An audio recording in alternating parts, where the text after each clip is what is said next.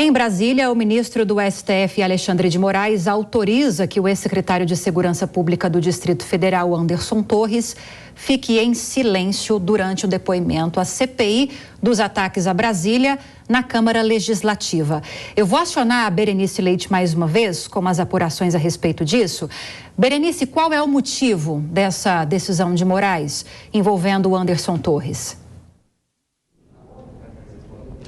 Oi, Lívia. Então, esse pedido feito por parte da defesa de Anderson Torres, para que ele permaneça em silêncio durante aos questionamentos da CPI aqui da Câmara Legislativa do Distrito Federal, que apura também os atos de vandalismo no dia 8 de janeiro, sob a justificativa encaminhada então ao STF e agora concedida, validada pelo ministro Alexandre de Moraes. A justificativa de Torres é que ele já prestou depoimento à Polícia Federal, inclusive com a presença de representantes da Procuradoria-Geral da República. Foi um depoimento longo, que durou cerca de 10 horas, e que todos os questionamentos já foram respondidos.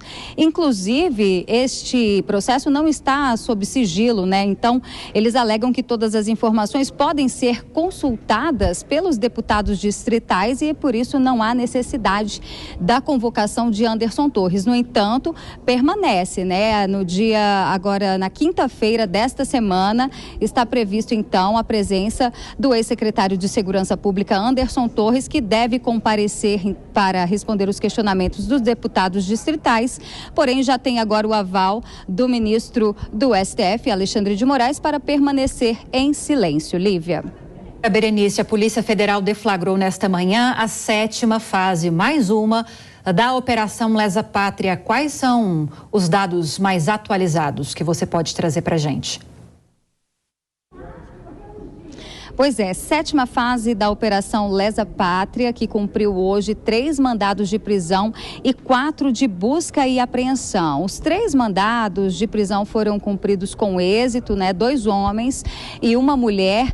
Ambos residem no sul de Minas Gerais e foram identificados através de vídeos que eles mesmos registraram no dia aqui, 8 de janeiro, onde eles aparecem dentro aqui, um deles, inclusive, dentro aqui da Câmara dos Deputados, mostram, inclusive, de perto os ataques, a invasão e toda a depredação que aconteceu também na sede do STF, bem como também no Palácio do Planalto. Como eu disse, então, 2 homens e uma mulher foram presos preventivamente e esta operação Lesa Pátria, que teve início no dia 20 de janeiro, é uma operação permanente, ou seja, a qualquer momento, a qualquer hora, podem sair novos mandados de busca e apreensão, de prisão.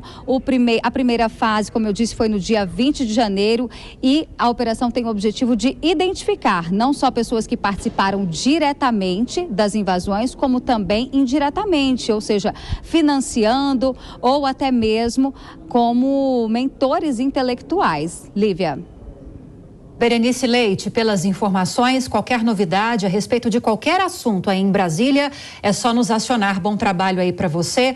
Nelson Kobayashi, deixa eu iniciar esse giro com você a respeito dessa decisão de Alexandre de Moraes, autorizando que Anderson Torres vá à CPI dos ataques em Brasília, a CPI que está sendo realizada pela Câmara Distrital, e que fique em silêncio.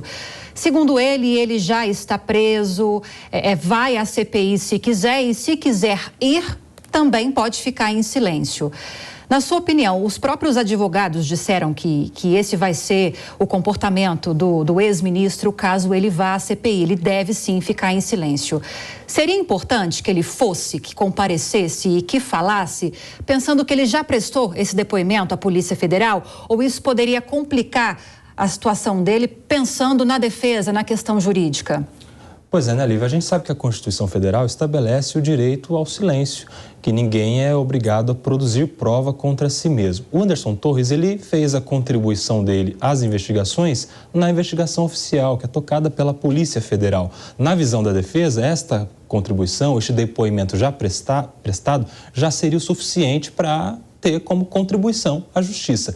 Em relação à CPI, é claro que há muita exploração política deste depoimento. E aí o Anderson Torres poderia se ver ali numa situação de constrangimento. Vamos nos lembrar que, diferentemente do interrogatório na polícia, na CPI é um interrogatório televisionado, transmitido, e que vai sim gerar muitas perguntas, não de ordem técnica, jurídica, mas perguntas de ordem política para complicá-lo. Por isso mesmo que o ministro Alexandre de Moraes acerta em dar a ele esse salvo-conduto, não só para permanecer em silêncio, se quiser, mas também para sequer se dirigir. Ele pode não ir a este depoimento. Aliás, essa é uma decisão do Supremo Tribunal Federal de 2018 que considerou inconstitucional a previsão de condução coercitiva, né? A condução que era prevista no Código de Processo Penal há muitos anos e que, na visão do STF, não foi recepcionada pela Constituição de 1988. Por isso, na minha opinião, ele sequer vai comparecer a esse depoimento.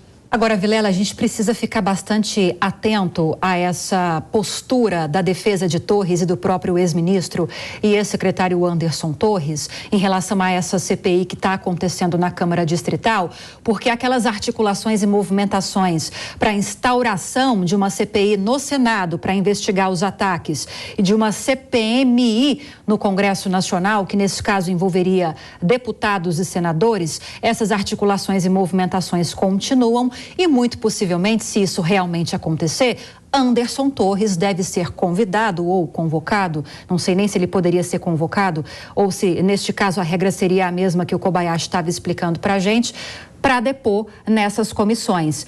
O que ele fizer em relação a essa comissão em Brasília deve ser o mesmo que ele deve replicar em relação a essas outras possíveis comissões. Acredita nisso?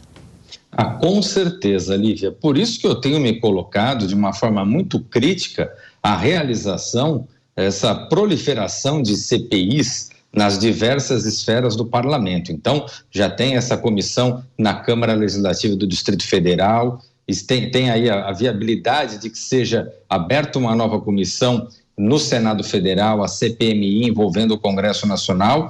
Isso tudo, se não bastasse, a investigação que já é conduzida pela Polícia Federal, pelos órgãos, pelas casas envolvidas do Legislativo, do próprio Judiciário, enfim, há uma série de atores envolvidos nessas investigações e não existe lógica de se somar um número de atores ainda maior. Em se tratando de casas políticas, como o Senado e a Câmara dos Deputados, só me leva a crer que nós teremos uma espetacularização, que nós teremos um requentamento político e vamos manter esse assunto na pauta por mais muitos e muitos meses, o que, na verdade, não é bom para o país. Para o país é importante agora que as autoridades façam as investigações necessárias, punam aqueles que praticaram crimes e que o país siga na sua normalidade democrática, procurando se reconstruir e procurando se desenvolver.